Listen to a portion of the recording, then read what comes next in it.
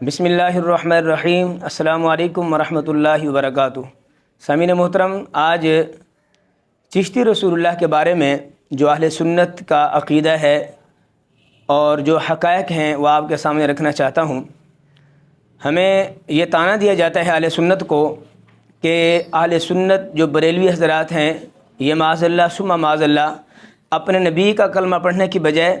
یہ چشتی رسول اللہ کلمہ پڑھتے ہیں۔ سب سے پہلے میں لعنت بھیجتا ہوں ان لوگوں پر جو یہ اہل سنت پر جھوٹ بولتے ہیں، چونکہ جس وہ کتاب کا حوالہ دیتے ہیں وہ ہے ہشت بہشت، اور وہ ایسی کتاب ہے کہ جس کے بارے میں ہمارے امام اہل سنت مجدد دین و ملت الشاہ امام احمد رضا خاں رحمۃ اللہ تعالی علیہ اور دیگر ہمارے اسلاف نے اس کی تردید کی ہے، لیکن پھر بھی مرزا علی انجینئر وہ لوگوں کو دھوکہ دے کر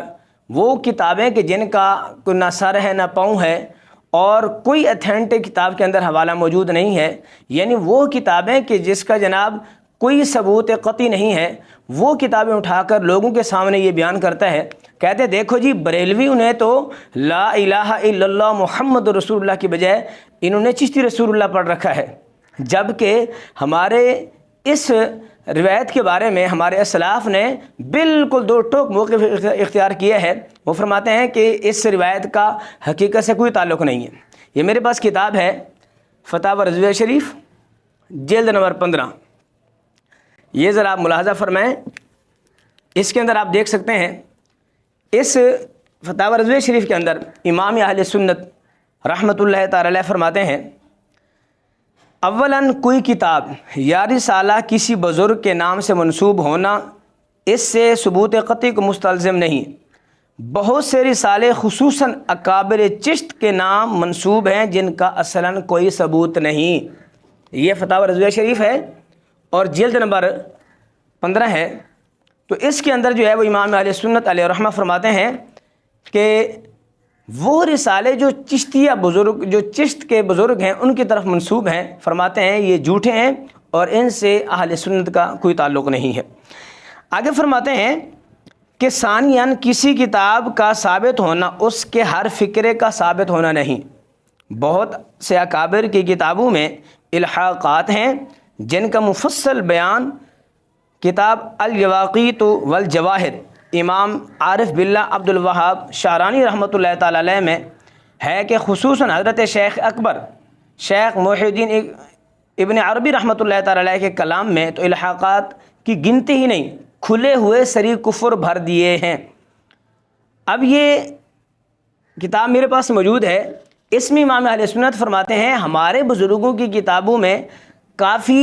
ایسی روایتیں بیان کر دی گئی ہیں جو کفر پر مبنی ہیں۔ سب سے پہلے تو ہمارا یہ دعویٰ ہے مرزا علی انجینئر اور اس کے چیلے ہوں، وہ جو کتاب ہے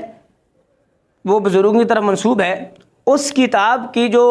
ایک دلیل العارفین کے حوالے سے وہ کہتے ہیں کہ یہ اس کتاب کے اندر یہ چشتی رسول اللہ لکھا ہوا ہے،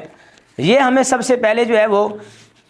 دکھائیں کس کتاب کے اندر وہ لکھا ہوا ہے جملہ۔ یہ اردو کی کتاب کا تو کوئی جو ہے وہ حوالہ معتبر نہیں ہے، جس اصل کتاب کے اندر وہ لکھا ہوا ہے وہی جو ہے وہ ہمیں مرزا علی انجینئر دکھا دے یا اس کے جو فالوور ہیں ان میں سے کوئی بندہ دکھا دے جس کے اندر جو ایک اتھینٹک کتاب ہو اور جو اصل کتاب ہو وہاں سے وہ ہمیں حوالہ جو ہے وہ لا کر دکھا دیں۔ بالکل کبھی بھی قیامت تک جو ہے وہ یہ حوالہ نہیں دکھا سکتے۔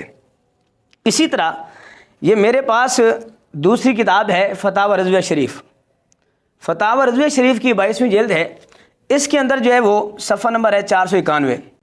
فرماتے ہیں کہ دلیل العارفین فوائد السالکین تحفۃ العاشقین کا نام لیا اور عبارت نقل نہ کی، جہاں بحوالہ صفحہ عبارت نقل کی وہاں تو وہ سری کیز جری کے راہ لی، یہاں کیا اعتبار ہے اگر ان میں وہ مضمون ہو بکر نے خیانت بھی نہ کی ہو، اولاً اسی کا ثبوت درکار۔ یہ کتابیں حضرات منسوب الیہم یعنی جن کی طرف جو نسبت کی گئی ہے، بہت کتابیں محض جھوٹ نسبت کر کے چھاپ دی ہیں۔ یعنی ہمارے امام اہل سنت فرماتے ہیں، یہ اپنے زمانے کی بات کرتے ہیں، فرماتے ہیں کافی کتابیں ایسی ہیں کہ جن کا تعلق ہمارے اسلاف سے ہمارے بزرگان دین سے نہیں ہے، مگر انہوں نے چھاپ کر جو ہے وہ ان کے نام لگا دی ہیں۔ اب جو لوگ نبی کریم صلی اللہ علیہ وسلم کی طرف جھوٹی نسبت جو ہے وہ کر سکتے ہیں، جھوٹی حدیثیں گھڑ سکتے ہیں،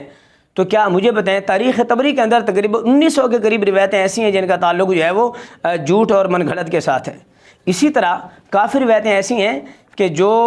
ہے وہ حقائق پر مبنی نہیں ہیں مگر وہ کتابوں موجود ہیں۔ اب میں آپ کے سامنے وہ روایتیں لانا چاہتا ہوں جو لانے کے قابل تو نہیں ہیں، لانے کے قابل نہیں ہیں مگر مجبوری ہے۔ اگر یہ آئینہ یہ حقیقت نادق ہیں تو مرزا علی انجینئر اور اس کے چیلوں کو جو ہے وہ سکون نہیں آئے گا، وہ شاید ان کے پاس کوئی دلائل نہیں ہے۔ اب میں آپ کے سامنے کچھ دلائل رکھنا چاہتا ہوں۔ وہ ایک ہمارے قبلہ خادم صاحب علیہ رحمہ فرمایا کرتے تھے کہ علماء کرام کے پاس کافی روایت ایسی ہوتی ہیں کہ جو لوگوں کے درمیان نہیں لاتے، اور کافی وہ امانتیں، وہ روایتیں اپنے سینے میں لے کر قبروں میں چلے جاتے ہیں۔ تو کافی روایتیں ایسی ہیں کہ جو عوام الناس میں لانے کے قابل نہیں ہیں مگر اس بدبخت نے، اس دجال کذاب نے مجبور کیا ہے یہ روایتیں بیان کرنے پر، اور ان روایتوں کا اس کے پاس کوئی جواب بھی نہیں ہے۔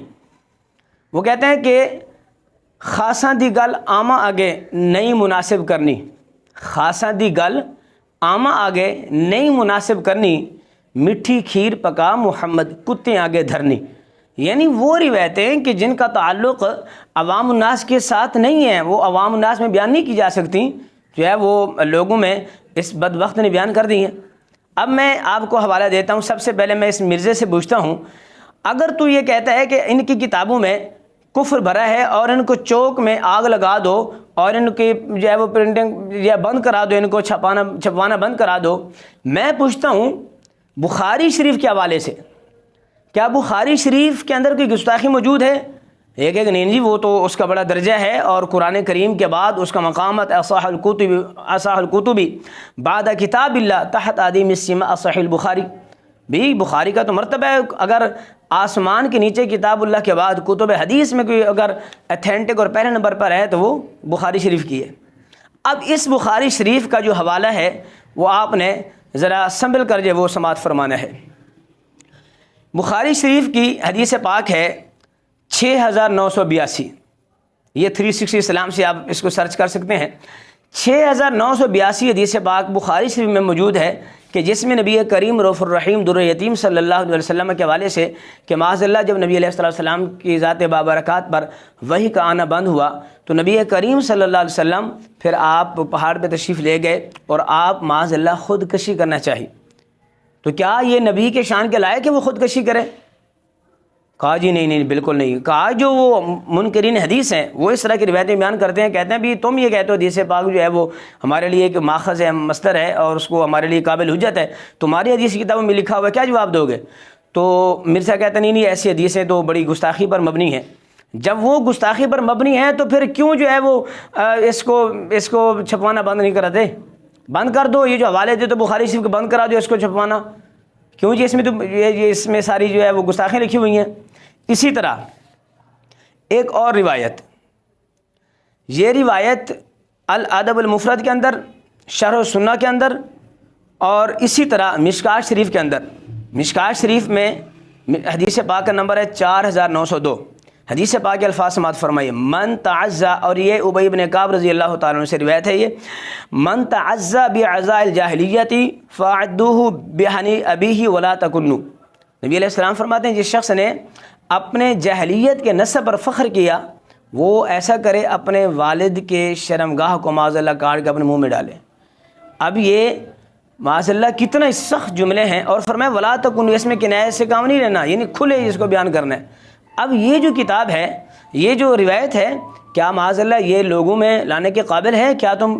اس کی جو ہے وہ اس کو جو پرنٹ کرتے ہیں، چھاپتے ہیں، اس کو بند کروا دو گے؟ بند کرا دو، الادب المفرد بند کراؤ، اسی طرح جو مشکات شریف تو نے سامنے رکھی ہوتی ہے اس کو بند کراؤ، اور شرح السنہ بڑی معتبر کتاب، ان ساری کتابوں کو بند کراؤ چونکہ اس میں گستاخی لکھی ہوئی ہیں۔ اب اس طرح کی روایت جب وہ اس کے سامنے یہ سوال کیا گیا کہ جناب اس طرح کی روایتیں بڑی گستاخی پر مبنی ہیں، کہا جی اس پر تو ہمارا عمل نہیں ہے۔ کہا کہ عمل نہیں ہے، یہ بات تب ہوتی جب اس پر عمل کیا جاتا ہو۔ اور بھئی عمل نہیں ہے، مجھے بتائیں کوئی ایک بندہ ریڑھی لگانے والا کوئی جہل سے جہل انسان جو ہے وہ ہمیں دکھا دیں، آپ وزٹ کر دیں، 1,000 نہیں، 1,00,000 نہیں، 1 کروڑ بندہ جو اہل سنت سے تعلق رکھتا ہو، آپ 1 کروڑ بندے کا کلمہ سن لیں،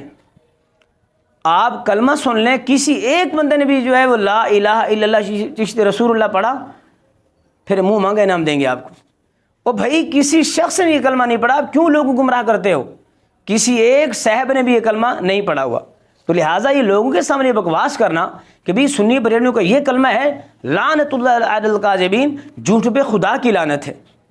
تو اس حوالے سے میرے بھائیو یہ بالکل من گھڑت ہے اور اس کا تعلق حقیقت سے بالکل نہیں ہے۔ اسی طرح ایک اور روایت سماعت فرمائیے، حضرت عبداللہ ابن مسعود رضی اللہ تعالیٰ عنہ، اور یہ جو روایت ہے نا، یہ جس میں نسب پر فخر کرنے والی، یہ مسند امام احمد بن حنبل کے اندر صفحہ نمبر حدیث نمبر ہے 9737، یہ مسند امام احمد بن حنبل میں یہ حدیث موجود ہے۔ دوسری اور تیسری روایت سنیں، حضرت عبداللہ ابن مسعود رضی اللہ تعالیٰ عنہ، صحابی رسول، صحابہ میں عظیم صحابی، مفسر قرآن، کہ جس کے بارے میں نبی پاک صلی اللہ علیہ وسلم فرماتے ہیں کہ اگر کسی نے وہ قرآن سماعت کرنا ہو کہ جو قرآن اللہ نے نازل فرمایا مجھ پر، فرمایا وہ حضرت عبداللہ بن مسعود کی قرات کو سماعت فرمائے۔ اور یہ حدیث پاک مسند امام احمد بن حنبل کے اندر 8378 میں اس کے جو ہے وہ حوالہ ہے، حدیث پاک کا نمبر ہے۔ تو اب یہ جو صحابی رسول ہے ان کے بارے میں مسند امام احمد بن حنبل میں حدیث موجود ہے، اسی طرح مسند بزار میں حدیث موجود ہے، اور مسند امام احمد بن حنبل کا حوالہ ہے 8878، اور مسند بزار میں 1586، اور معجم الکبیر کے اندر امام طبرانی لاتے ہیں اور 9150، یہ امام طبرانی نے اس کو روایت کی ہے۔ اب حدیث پاک کیا ہے حضرت عبداللہ بن مسعود کے حوالے سے سماعت فرمائیے، حضرت عبداللہ بن مسعود رضی اللہ تعالیٰ عنہ انہ کان یحک المعوذتین من المصحف یقول لیست من کتاب اللہ تعالیٰ، حضرت عبداللہ بن مسعود رضی اللہ تعالیٰ عنہ فرماتے تھے یہ جو قل اعوذ برب الفلق اور قل اعوذ برب الناس ہیں، یہ دونوں کتاب کا حصہ نہیں ہے، قرآن کریم کا حصہ ہی نہیں ہے، یہ قرآن کا حصہ نہیں ہے۔ یعنی معاذ اللہ حضرت عبداللہ بن مسعود رضی اللہ تعالیٰ عنہ قرآن کے ایک حرف کا منکر کافر ہے، کیا فتویٰ لگاؤ گے؟ اور یہ کتاب ایک کتاب کے اندر نہیں، میں نے آپ کو 3-4 کتابوں کا حوالہ دیا ہے۔ یہ روایت مسند امام احمد بن حنبل میں موجود ہے، 8878 اس کا حوالہ ہے، اور یہ روایت امام طبرانی لاتے ہیں 9150 نمبر ہے، اور یہ روایت مسند بزار میں 1586، یہی روایت امام سیوطی در منصور میں نقل کرتے ہیں۔ تو فرماتے ہیں کہ یہ جو قرآن کریم ہے اس کا حصہ نہیں ہے معوذتین، جبکہ علماء کرام امام رازی نے اور دیگر اماموں نے اس کی تردید کی ہے کہ حضرت عبداللہ بن مسعود سے یہ توقع نہیں کی جا سکتے وہ اللہ کے پاک کلام کا انکار کرتے ہوں۔ تو کیا فتویٰ لگاؤ گے؟ لگاؤ پھر سارے بند کرو یہ ساری کتابیں، بخاری، مسند امام احمد بن حنبل، مسند بزار، یہ در منصور، یہ مشکات، یہ ساری بند کرا دو، کیوں اس میں یہ ساری گستاخیاں لکھی ہوئی ہیں۔ اسی طرح نبی کریم صلی اللہ علیہ وسلم کے حوالے سے دیگر جو ہے وہ روایتیں موجود ہیں جس میں نبی پاک صلی اللہ علیہ وسلم کی جو ہے وہ گستاخی کی جاتی تھی، کہ جس میں نبی پاک صلی اللہ علیہ وسلم کے گستاخ جو ہیں وہ حضرت نبی کریم صلی اللہ علیہ وسلم پر معاذ اللہ ایک عورت جو ہے وہ کوڑا پھینکنے آتی تھی، اور نبی علیہ السلام معاذ اللہ جو ہے وہ ایک دن خود تشریف لے گئے کہ مجھ پر کوڑا پھینکنے والی کدھر ہے، اور اس طرح کی روایت درجنی روایتیں ہیں جو نبی علیہ السلام سے مروی نہیں ہیں، اور مگر وہ موجود ہیں، کتابوں کے اندر موجود ہیں۔ تو میرے بھائیوں اس طرح کے جو من گھڑت روایتیں ہیں یہ لانا مناسب نہیں ہے۔ ہاں جو اگر کوئی ہمارے بزرگ، ہمارے اسلاف، ہمارے اکابرین اس کی تائید کرتے ہوں، تصدیق کرتے ہوں، مانتے ہوں جی چشتی رسول اللہ کا جملہ ٹھیک ہے، تو پھر آپ کا اعتراض ٹھیک ہے۔ جبکہ ہمارے کسی ایک عالم دین جو مستند ایک معتبر عالم دین ہے، آپ اس کا موقف دکھا دیں، اس نے یہ کہا ہو کہ چشتی رسول اللہ یہ جملہ ٹھیک ہے اور اس کی تائید کرتے ہیں۔